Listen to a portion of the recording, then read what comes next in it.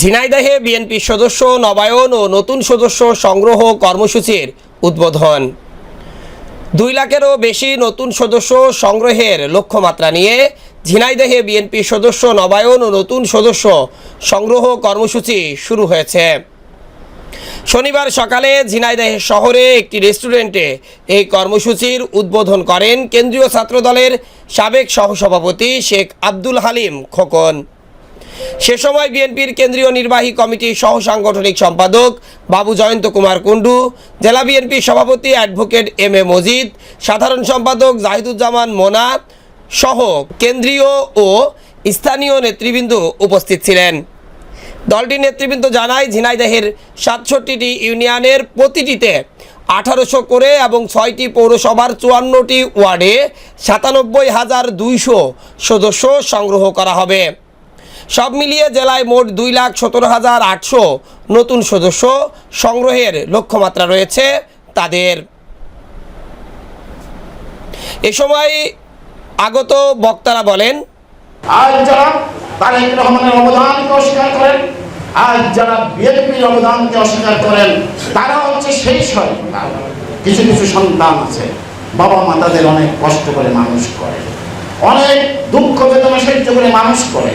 তারা বড় অফিসার হয়ে সুন্দরী বউ আর বড় লোক শ্বশুর শাশুড়ি পেয়ে তখন তারা পিতার অবদানকে ভুলে যায়।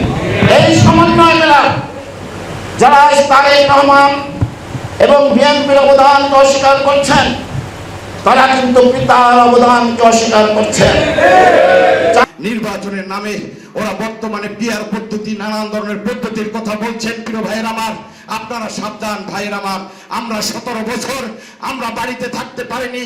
40,000 মামলা দিয়েছে 60 লক্ষ নেতা কর্মীদের নামে। আমরা জেলে থেকেছি, বাড়িতে থাকতে পারিনি, বাড়িঘর ভেঙে ফেলেছে। সন্তানের সঙ্গে দেখা করতে এসেছি, বাবার সাথে দেখা করতে গিয়েছি, মায়ের সঙ্গে দেখা করতে গিয়েছি। আওয়ামী লীগ তার দোসররা আমাদেরকে, পুলিশকে খবর দিয়েছে। আমরা কোনো মতে দরজা বের হয়ে আমরা কবরস্থানে গিয়ে কবরের ভিতরে কিছু সময়ের জন্য অবস্থান নিয়েছি। পুলিশ থেকে বাঁচার জন্য মশার কামড় খেয়েছি। আমাদের কিন্তু সেই পরিবেশ আপাতত নাই।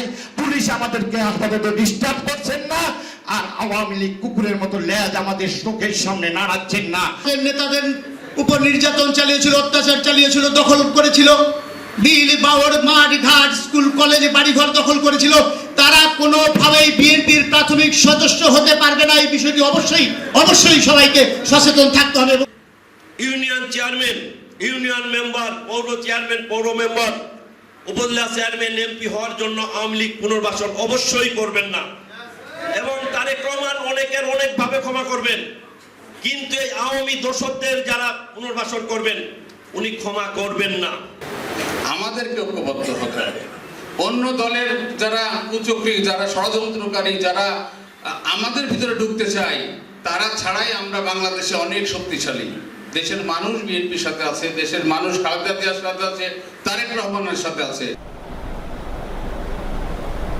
Desk report, eagle TV news.